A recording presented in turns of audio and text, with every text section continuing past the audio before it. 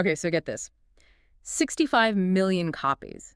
Some of the sources I was looking at even claim it's over 100 million. It's staggering. And it holds the Guinness World Record for the most translated book by a living author. 80 different languages. It's a true phenomenon. I Yeah. mean, you can walk into a hostel in Thailand or a CEO's office in New York, A coffee shop anywhere. a coffee shop in Buenos Aires, exactly, and you will probably find this book on a shelf.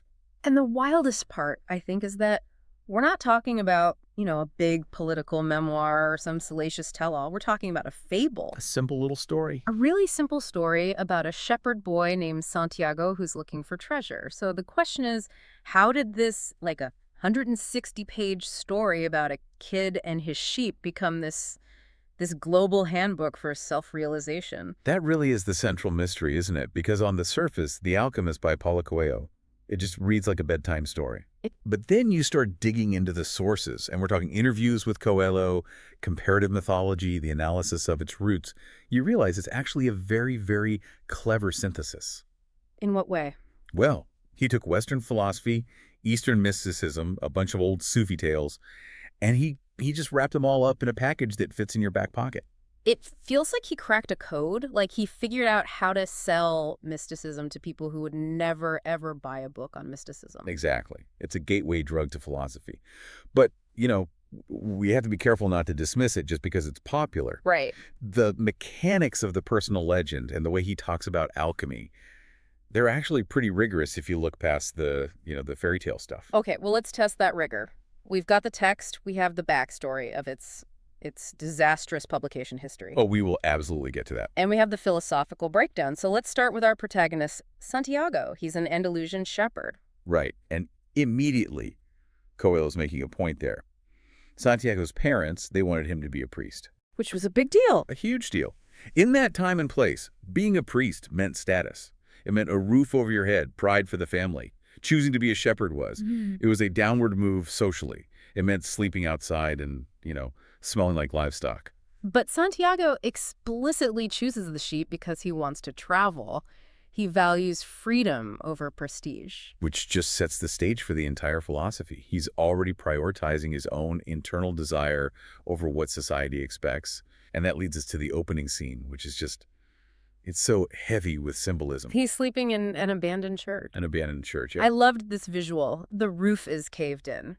And there's this massive sycamore tree growing right out of the ruins where the sacristy used to be. It's a very deliberate image, The structure of organized religion is ruined, it's broken open. But in nature, the sycamore is growing right through it, all vibrant and alive. Ah, okay. It suggests that the spiritual experience has moved from the institution to the natural world.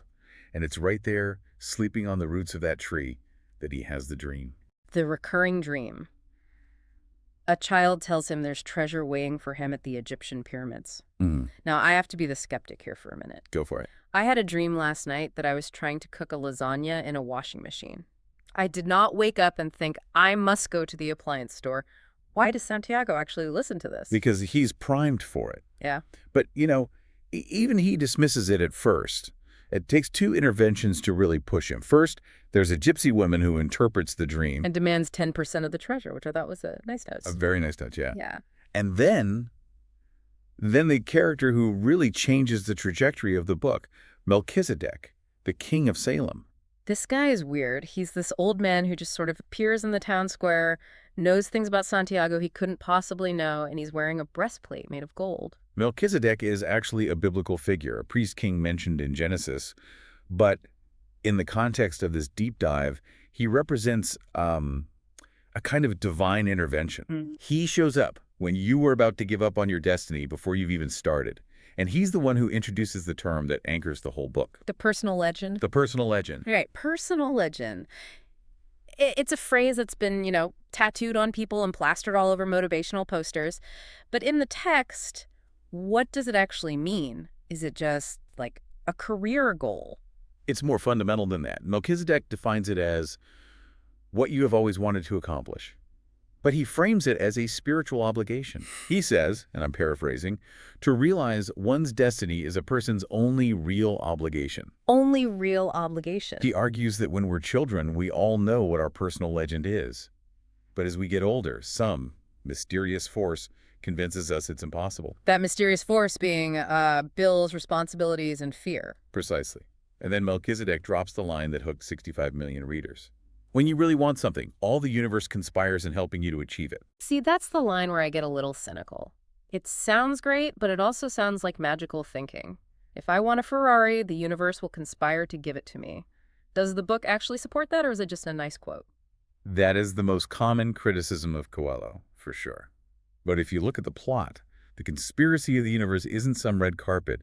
It's actually a series of disasters. Right. The universe conspires to get Santiago to Egypt, yes, but its methods are brutal. Yeah, because immediately after this big pep talk, Santiago sells all his sheep, takes a boat to Tangier in Africa, Yeah. and gets robbed. Completely wiped out the moment he arrives. He's in a foreign country, doesn't speak Arabic, has zero money, and his personal legend just got him stranded. If the universe is helping, it has a really funny way of showing it. And that's the test, right? Yeah. Melchizedek gave him 2 stones, Urim and Thummim, to help make decisions. A magic 8-ball, basically. Basically a yes-no system. But when Santiago is standing there totally penniless, he realizes he can't rely on the stones. He has to rely on himself. He has to choose.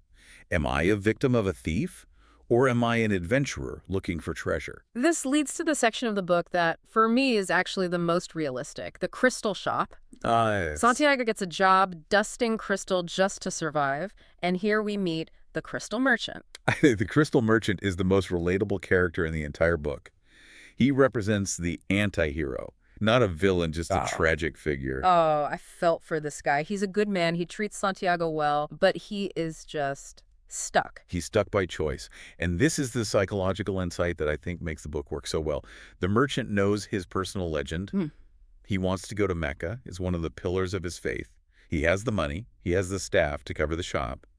But he won't go. And his reasoning is just haunting. He says, I'm afraid that if my dream is realized, I'll have no reason to go on living. It's the fear of realization. He prefers the dream of Mecca to the reality of Mecca. The dream gives him a reason to get up in the morning and dust all that crystal. He's terrified that if he actually achieves it, the driving force of his life will just vanish. So he lives in the safety of the fantasy. That hits hard. I mean, how many people have a book they want to write or a business they want to start, but they never do it because the potential feels safer than the risk of actually finishing it? Exactly. The merchant is the warning. He shows what happens when you ignore the personal legend. You don't die. You just stagnate. But Santiago, on the other hand, used the shop as a stepping stone.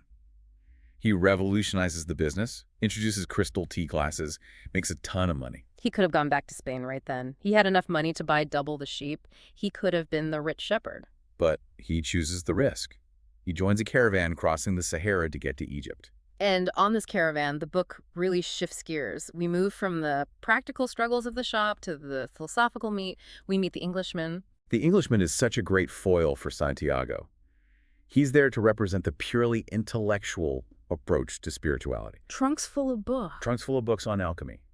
He's trying to solve the riddle of the universe through study, through charts and complex diagrams. While Santiago is literally just staring at the sand and listening to the wind.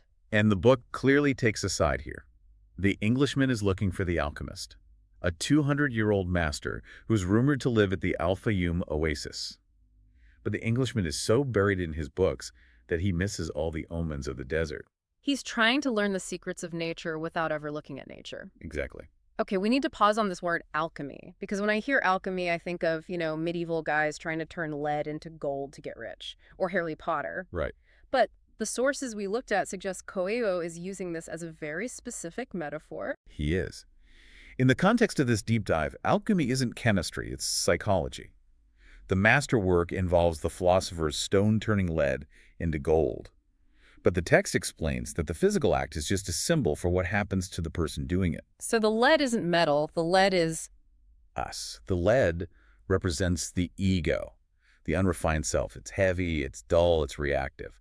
Gold represents the realized self, the person who has achieved their personal legend. and the process of heating it. The process of heating the lead to purify it, Yeah. that's the suffering. That's getting robbed in Tangier, that's crossing the desert. You have to burn away the impurities to become gold. So the Englishman trying to make literal gold in a laboratory is completely missing the point. He wants the wealth, not the transformation. Precisely. And this leads to a connection that I found absolutely fascinating in the research. The plot of The Alchemist. This whole journey from Spain to Egypt, it isn't something Coelho just invented. He's No, actually retelling a much older story. this blew my mind. I thought this was an original fable, but you found a direct link to Rumi. Yes, the 13th century Sufi poet Rumi. There's a story in his Masnavi called In Baghdad, Dreaming of Cairo. Even the title sounds like a copyright infringement lawsuit waiting to happen. The structure is identical. A man in Baghdad dreams of a treasure in Cairo. He travels there, suffers great hardship, gets thrown in jail, and is beaten by a guard. Okay. The guard mocks him and says, "You fool, I had a dream of treasure in Baghdad at such and such house, but I'm not stupid enough to go."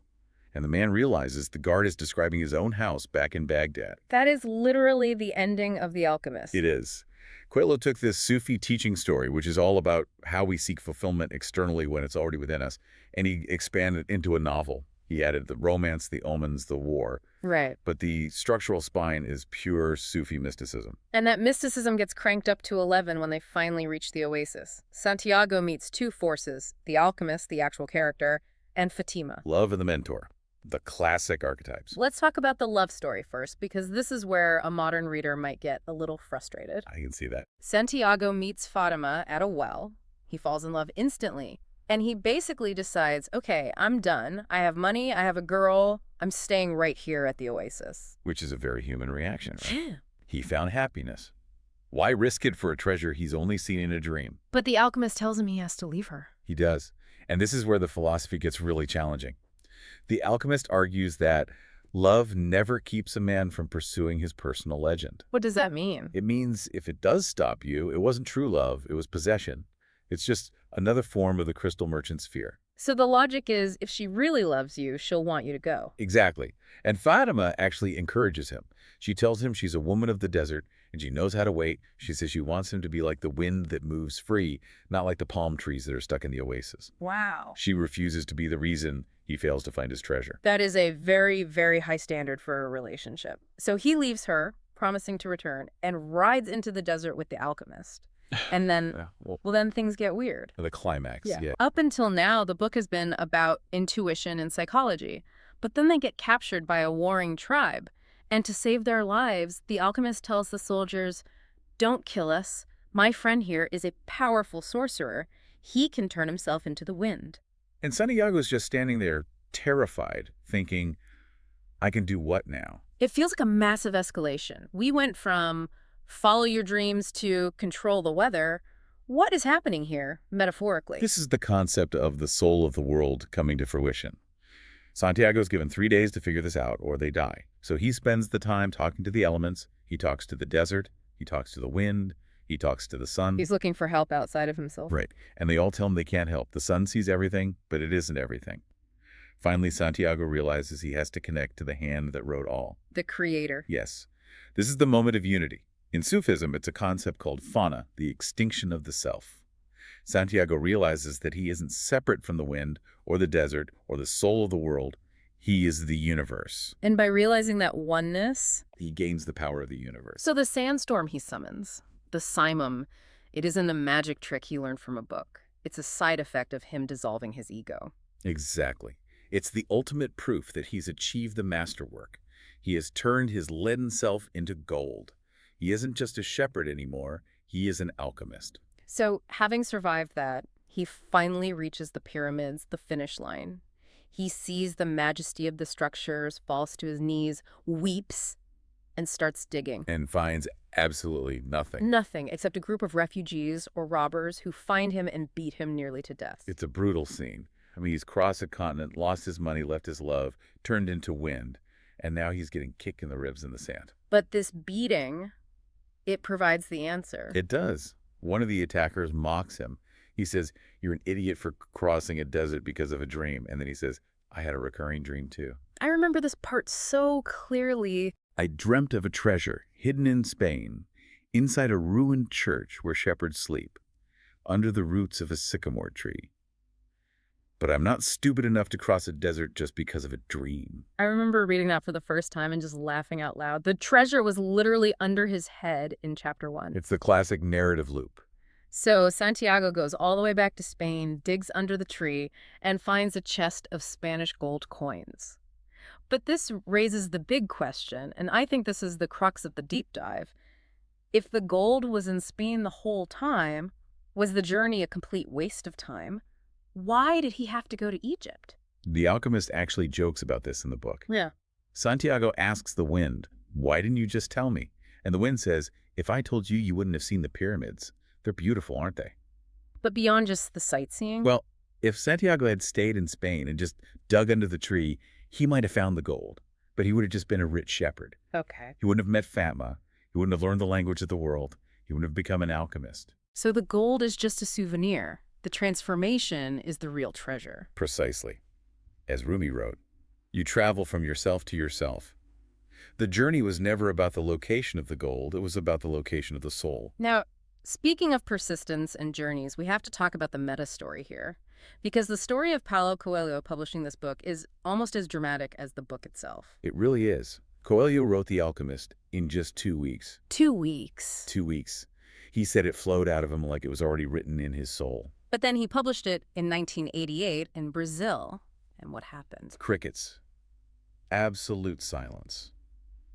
The source says the first publisher canceled the contract because it was such a flop. It sold maybe 2 copies in the first 6 months. 2 copies. And get this, Coelho is pretty sure the same person bought both copies. That is humiliating. Imagine thinking you hold the secret of the universe in your hand and nobody wants to buy it. But this is where Coelho had to live his own philosophy.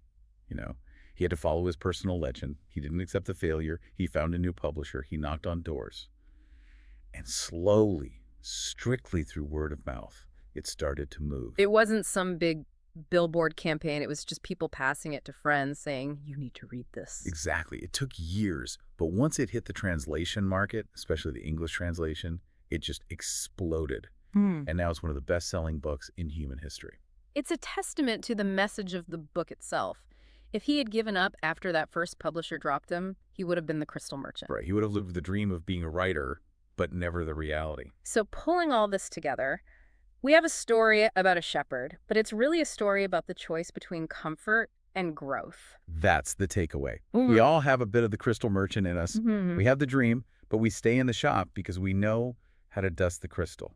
It's safe. And Santiago represents the terrifying choice to leave the shop. And the book argues that even if the journey beats you up, even if you get robbed in Tangier or beaten at the pyramids, it's the only way to turn the lead into gold. Because the obstacles aren't just bad luck. No, they are the mechanism of the transformation. You can't have the gold without the fire. There's one last concept I want to leave the listener with. The Arabic word that keeps popping up in the book, especially near the end, maktub. It is written. This feels like a contradiction to me. If everything is written, if it's all fate, then why do we have to struggle? Why do we have to make choices if the ending is already set? That's the central paradox of the book, and really of a lot of theology. Maktub implies that the destination is known to the soul of the world, but your free will determines if you walk the path and how you walk it. So the story is written, but we have to provide the ink. That's a beautiful way to put it. The struggle is the ink. If you don't choose to move, the story just stays blank, like the Crystal Merchant story. It just pauses in the shop. Santiago's story kept being written because he kept moving. So, for everyone listening, here is the provocative thought to take with you. You probably know what your personal legend is. You probably have a Mecca or a pyramid you've been thinking about for years. The question is, are you Santiago, packing your bags and risking the desert? Or are you the merchant, dusting the crystal, afraid that if you go, you'll have nothing left to dream about? And if you are the merchant, how long are you willing to wait? Maktub. Thanks for listening to The Deep Dive. My pleasure.